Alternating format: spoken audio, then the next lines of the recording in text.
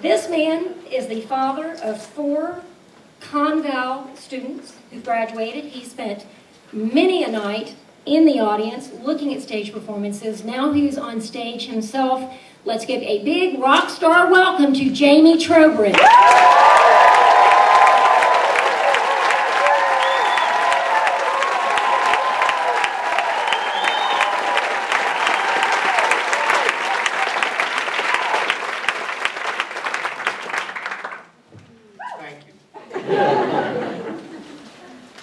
I'm on my father's 36-foot sailboat, Perigee, and we're in Penobscot Bay on Maine's rocky coast. I'm 12 years old, and my whole family's on board the boat. And this is our first time sailing, and that goes for my dad, who's the captain. When my father told me that he was buying a boat and we're all going to learn to sail, I was very excited, but I was also surprised because he'd never sailed a boat that I could see. But that's okay, because everything my father did, he did extremely well. And that's what I thought until about an hour ago, when it took us 3 donuts to get out of the harbor, narrowly avoiding a $1 million motor yacht. Now we're sailing down the coast, and I look in the water, and there's grass. What's that grass doing in the water? Bang! Boat lands on a ledge, and the wave picks us up, and bang! We come back down again. The whole boat shakes. And my mom says, put on your life jackets, where's the life raft? Bang! The boat hits again. Dad's saying, everything's okay. Bang! I'm looking over there at that island. Can I swim that far? Bang! We go all the way down the ledge, and finally off it. We get off, back to the harbor, get off in the dock. My mom looks straight at my dad and says in a very steady voice, I am never getting back on that boat with you. But we get back on the boat, not my mom's, that was done.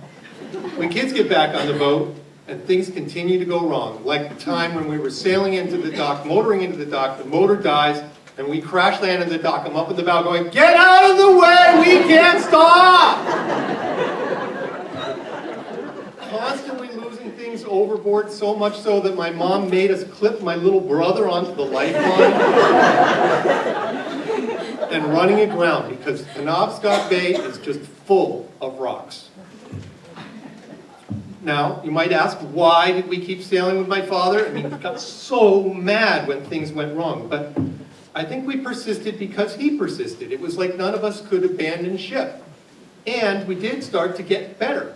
We learned how to change sails underway, which is something a lot of people don't do.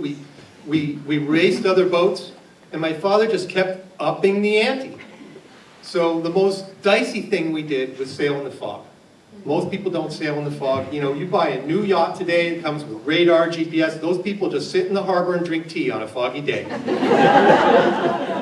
We go out in the fog with just a chart and a compass. And here's what you need to know about navigating with a chart and a compass when you can't see. 2 things. First one is, you don't know what else is moving around out there. 2, you don't really know where you are. You just know where you think you are. So my father put me up on the bow. We're sailing along in the fog, can't see anything. Barely can see him back in the cockpit. And we're sailing along, and he says, you should be seeing bell number 4. Well, I can't see anything. And a bell is a bell on a buoy that rocks in the waves. You should hear bell number 4. There's no sound with bell number 4. But I do see another thing coming out of the fog, and it's a red channel marker. It's a nun. It's a nun!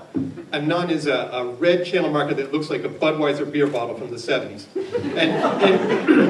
And he says, it can't be a nun. There isn't a nun for miles. Before I can argue, there goes the nun. There's the grass in the water. Bam! We all go flying forward. Later on, sure enough, we found out we were a couple miles from that, from bell number 4. So here's what I learned from sailing with my dad. He wasn't good at everything. What he was good at was going for it. He wasn't competent, he was confident. And that... I'm glad you understand the distinction. As a son trying to emulate the father, I actually found it easier to approach him knowing that. And the last time I sailed with my dad was when the summer after I went away to college, came back from college.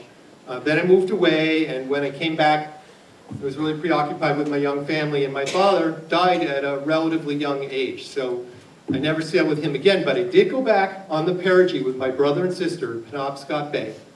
And we sailed in the harbors, little narrow passageways. We sailed in the fog. We took sails up and down. It was amazing. We had learned how to sail.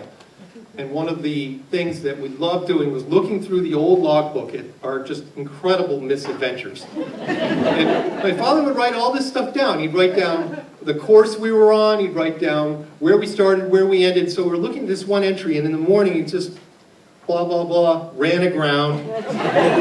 No big deal, right? Less important than what we ate for breakfast.